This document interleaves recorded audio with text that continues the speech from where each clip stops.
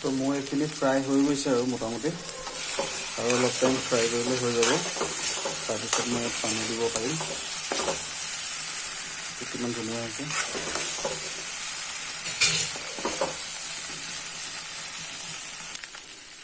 তো এইখিনি চব কি ধুনীয়া হৈছে।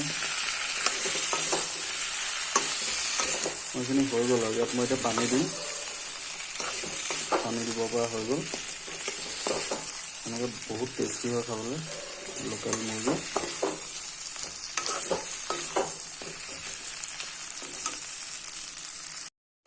আজি মই বনাবলৈ লৈছোঁ লোকেল চিকেন। তাৰ কাৰণে লৈছোঁ মই 2টা নহৰু, 2টা বিলাহী, 4-5টামান পিঁয়াজ, অকণমান আদা, 2টা জলকীয়া। এতিয়া এইখিনি মই কাটি পেলাই মিক্সিত পিচি ল'ম। তেতিয়ালৈকে মই মাংসটো ফ্ৰাই কৰোঁ।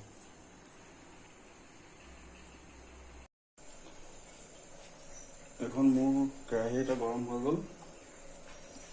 মই এতিয়া ইয়াত দিম তেল।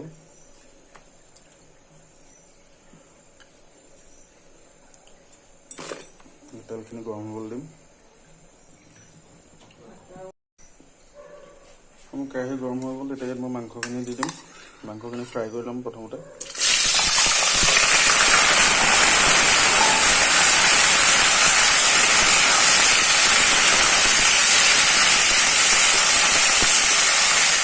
মাংসখিনি মই 10-15 মিনিটমান ফ্ৰাই কৰিম।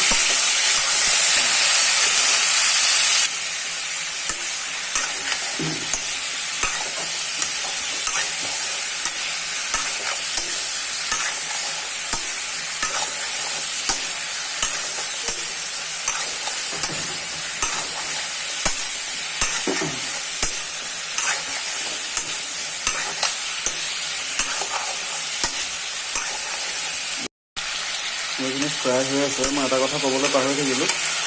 মাংসটো 5 মিনিট ফ্ৰাই কৰাৰ পিছতে মই আলু গুটি দিছিলোঁ। সেইখিনি ফ্ৰাই হৈ গ'ল আৰু 2 মিনিটমান ফ্ৰাই কৰিম। এইখিনি মোৰ ফ্ৰাই কৰি হৈ গ'ল।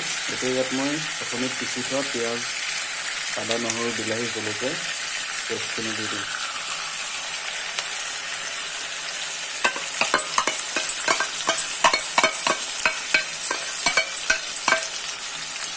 এতিয়া মই এইখিনি ভালকৈ মিক্স কৰি মই এইখিনি 10 মিনিটমান ফ্ৰাই কৰিম।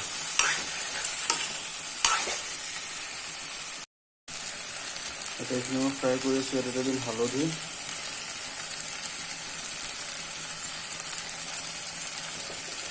নিমখ,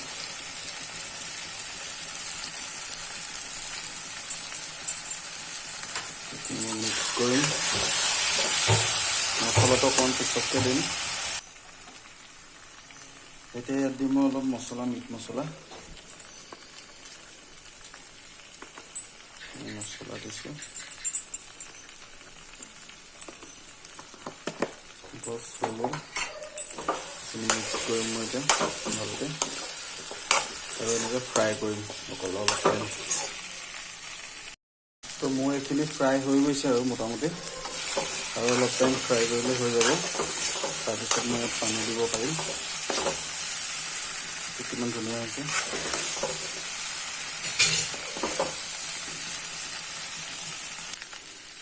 তো এইখিনি চব কি ধুনীয়া হৈছে। এইখিনি হৈ গ'ল আৰু ইয়াত মই এতিয়া পানী দিম। পানী দিব পৰা হৈ গ'ল। এনেকৈ বহুত টেষ্টি হয় খাবলৈ লোকেল মুৰ্গী।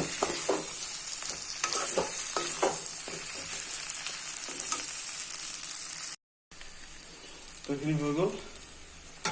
এতিয়া মই দিম পানী। নিজৰ আন্দাজত পানীটো দিব পাৰে। এতিয়া মই এইখিনি মিক্স কৰিম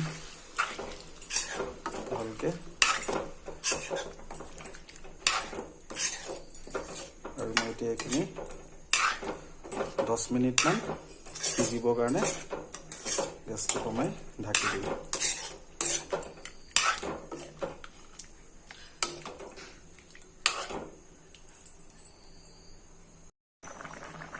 এতিয়া মাংস উতলি আছে।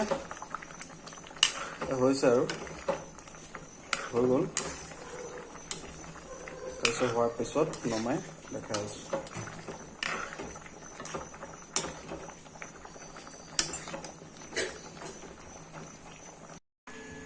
এইটো হৈ গ'ল বনাই, এনেকৈ বনাই খাব আপোনালোকে, বহুত টেষ্টি হয়।